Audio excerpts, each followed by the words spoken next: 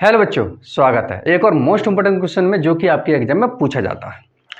ऐसा मान लीजिए ये क्वेश्चन बहुत ज़्यादा इंपॉर्टेंट है, ये आपके एग्जाम में रखा हुआ है, तो इसलिए आपसे रिक्वेस्ट है कि आप इस वीडियो को पूरा ध्यान से कॉन्सेंट्रेट के साथ समझेंगे। आप बीच में कट कर देखेंगे तो आपको कुछ भी समझ में नहीं आने वाला। जो बच्चे पहली बार इस चैनल पर आए हुए वो चैनल को सब्सक्राइब जरूर कर लें, जिससे कि आगे आने वाली इंपॉर्टेंट वीडियो आपसे मिस ना हो। तो आइए शुरुआत करते हैं। आपका अगला क्वेश्चन है, हाइगेंस के द्वितीयक तरंगिकाओं के सिद्धांत के द्वारा तरंगों के परावर्तन की व्याख्या। ठीक है, तो यहाँ बेटा हम इसको डायग्राम को समझाने से पहले थोड़ा इधर समझेंगे। देखिए यहाँ पर पहले आप ये देखेंगे, ये आपतित तरंगाग्र, ये ए और बी, ए बी है ना, ये आपतित तरंगाग्र है। आपतित तरंगाग्र कैसे कहते हैं, मान लीजिए ऐसा मानो कि ये सन है, ठीक है, और सन से बहुत सारी किरणें निकल रही होती हैं, लाइट रोशनी मान सकते हैं। और एक ये सतह है, ये एक चिकनी सतह रखी हुई है, जैसे हम मान सकते हैं ये शीशा रखा हुआ है। ऊपर से जब लाइट आ रही होगी कुछ इस तरह से लाइट आ रही होंगी, बहुत सारी किरणें, है ना, ऐसी बहुत सारी किरणें होंगी। तो ये बिंदु हो गए, ये क्या हो गए, ये बिंदु हो गए। इन बिंदुओं को हम क्या कर रहे हैं, इस लाइन को ना दिखा के हम सिर्फ बिंदु लेके चलेंगे। ठीक है, तो हम इन बिंदुओं को कुछ इस तरीके से हम लिखेंगे, ये बिंदु हो गए। ठीक है, ये बिंदु हो गए, ऐसे बहुत सारे बिंदु हो गए।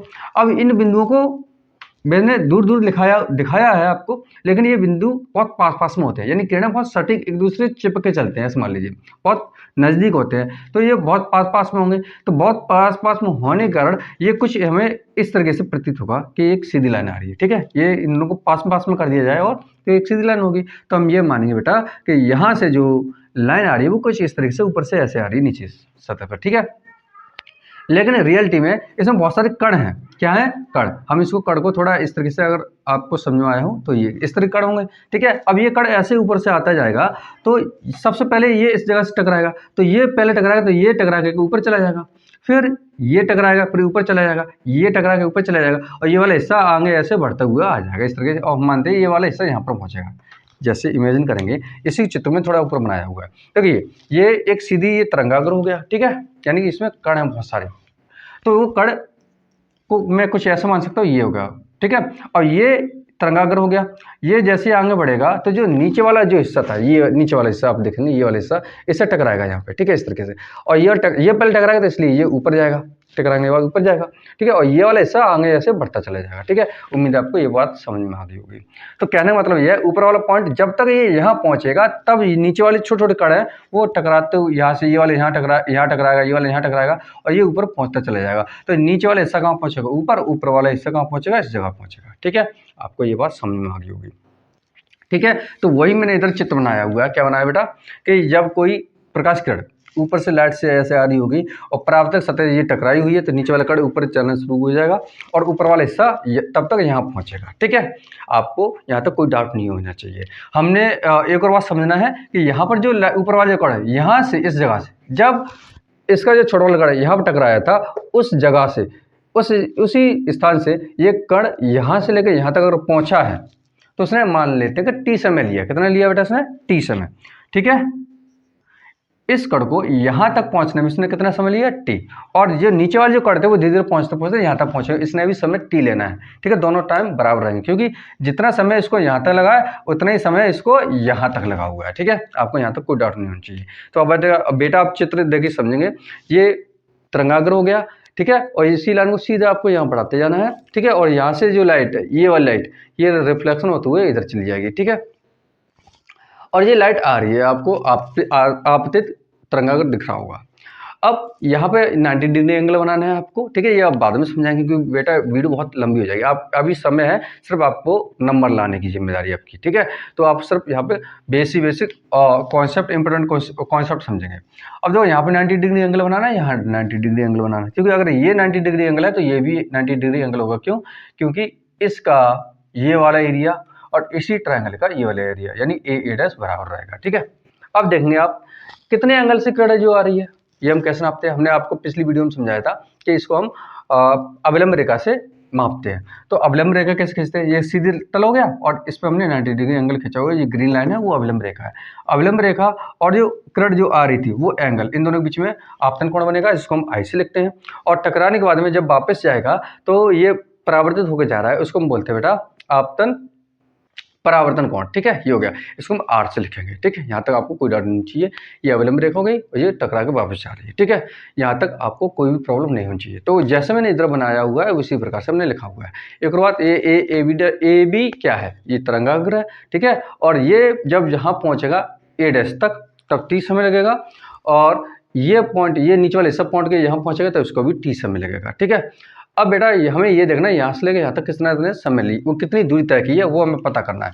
तो बेटा हमने यहाँ लिखा हुआ है पहले से, माना कि एक समतल तरंगाग्र यानी कि ए बी, ठीक है, परावर्तक पृष्ठ एम एम डैश पर, ये परावर्तक पृष्ठ हो गया एम एम एम डैश, यानी परावर्तक मतलब चिकनी सतह हो सकती है, नीचे पॉलिश कर दी कांच के ऊपर, ऐसा मान सकते हैं, ये परावर्तक सतह हो गया, ठीक है। एम डैश पर तिरछा आपतित होता है, यानी कि ये इस सतह पर ये तिरछा आपतित हो रहा है, ठीक है। तरंगाग्र की चाल v है, हमने मान लिया ये v चाल से, इसकी स्पीड जो है वो v है, v चाल से आ रहा है तरंगाग्र के बिंदु b को a डैश तक पहुंचने में, यानी कि तरंगाग्र का बिंदु b जो है वो a डैश तक, यहाँ से लेके यहाँ तक पहुंचने में उसने t समय लिया हुआ है, वो आप लिख लेना, t समय लगा हुआ है। और कितनी दूरी यहाँ से यहाँ तक चली हुई है वो हम यहाँ पे दूरी निकालेंगे आप, ठीक है। उम्मीद है आपको यहाँ तक कोई डाउट नहीं होनी चाहिए। तो हम ये लिखेंगे बेटा दूरी, तो दूरी का सूत्र होता है, दूरी बराबर होता है बेटा चाल इंटू समय, ठीक है, चाल इंटू समय।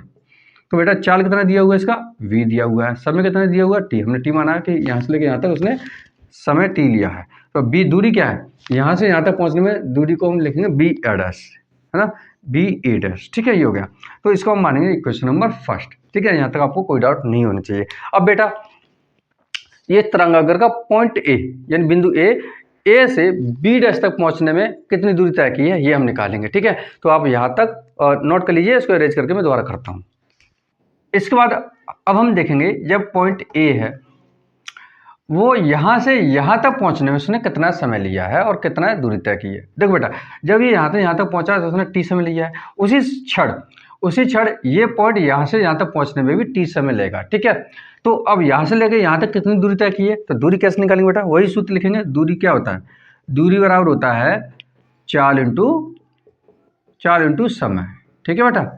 बाकी मैंने इधर लिख दिया है, जैसे जैसे आपतित तरंगाग्र ए बी आगे बढ़ता जाता है तब बिंदु ए, कौन सा बिंदु ए, ठीक है, बी डैश पर पहुंचता है, और तब पहुंचने में उसने कितना समय लिया है, इसने यहाँ से यहाँ तक पहुंचने में टी समय लिया है, ठीक है, टी समय लेगा तब तय की गई दूरी, ठीक है।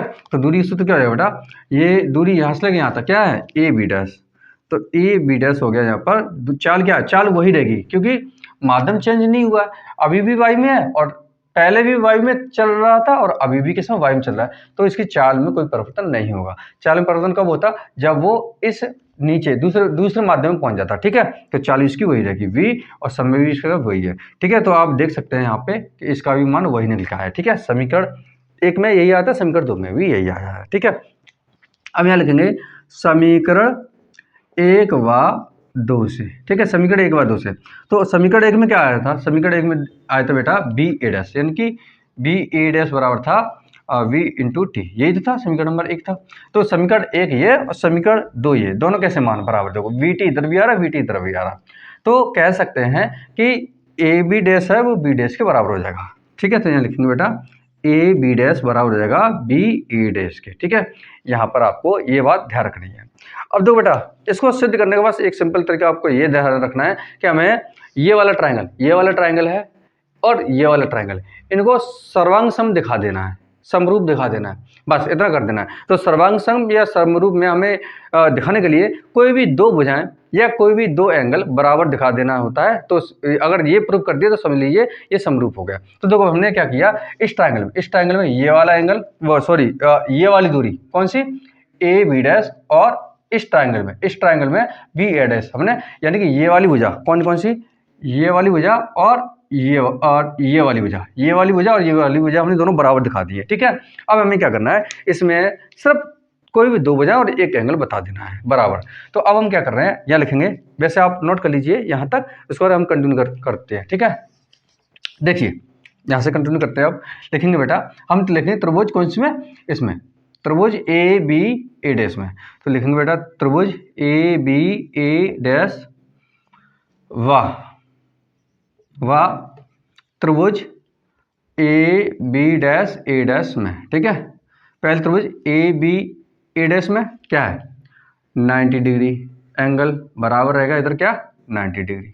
ठीक है, आप ऐसे कह सकते हैं इस त्रिभुज में 90 डिग्री, इस त्रिभुज में भी 90 डिग्री है। इसको दूसरे रूप में लिख सकते हैं ए बी ए डैश, यानी कि angle A B A dash बराबर है इस त्रिभुज के, तो ये क्या A B dash A dash, तो angle A B dash A dash. ठीक है, तो आप इन दोनों त्रिभुज देखेंगे एंगल दोनों बराबर है। दूसरी बात क्या लिखेंगे आप लिखेंगे कि इस त्रिभुज में ये वाली भुजा कौन सी ए डैश ए डैश, ठीक है, बराबर है इस त्रिभुज के ए डैश के ए डैश के। यहाँ लिख सकते हैं आप, क्या लिखेंगे, ये भुजा कैसी है उभयनिष्ठ है।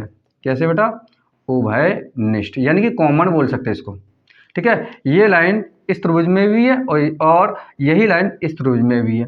तो हमने जो क्या क्या बता दिया आपको, हमने बता दिया आपको एंगल बता दिए, भुजा भी बता दी, यानी कि इस त्रिभुज में ये एंगल, इस त्रिभुज में ये एंगल, इस त्रिभुज में ये वाली भुजा और इस त्रिभुज में ही ये वाली भुजा, दो चीज़ हमने कॉमन बता दी है। और अभी हमने क्या बताया था, इस त्रिभुज में ये वाली भुजा जो अभी बताई थी मैंने, देखो ठीक है ये, और इस त्रिभुज में ये वाली भुजा, सब कुछ बराबर बराबर एक दूसरे के। ठीक है, देखो A B dash B A dash के एंगल दोनों त्रिभुज में बराबर है, और यहाँ पर दोनों त्रिभुज में जो नीचे वाली है, जो आधार बेस बोल सकते हैं, ये वाली लाइन, ठीक है, ये वाली लाइन भी दोनों में कैसे है बराबर है।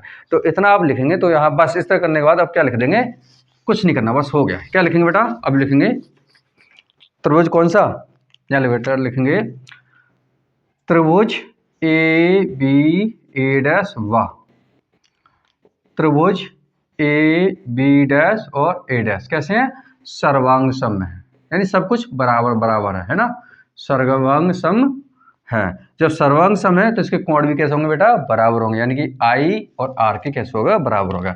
या सर्वांग सम है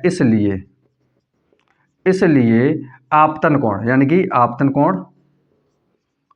कोण है किसके, परावर्तन कोण के बराबर, परावर्तन कोण के बराबर होगा। सब कुछ बराबर तो कोण भी कैसे होंगे, बराबर होंगे। बस सिंपल से ही लिख देना है, कोण आई बराबर क्या हो जाएगा, कोण आर, और यही क्या है, यही नियम है। ठीक है, उम्मीद है आपको ये डेरिवेशन अच्छे से समझ में आ गया होगा। बेटा वीडियो कैसी लगी ये आप कमेंट बॉक्स में ज़रूर बताएंगे, क्योंकि आपका एक थोड़ा सा रेस्पॉन्स हमें बहुत अंदर से ऊर्जा देता है। ठीक है, तो आपका एक लाइक हमें बहुत ज़्यादा मोटिवेट करता है, आपका एक सपोर्ट हमको बहुत ज़्यादा उम्मीद देता है आपके लिए और कुछ अच्छा बेहतर करने के लिए। तो आप एक लाइक ज़रूर करेंगे। तो मिलते हैं इसी तरीके के इंपॉर्टेंट वीडियो के साथ में, तब तक के लिए दीजिए इजाज़त। जय हिंद, जय भारत।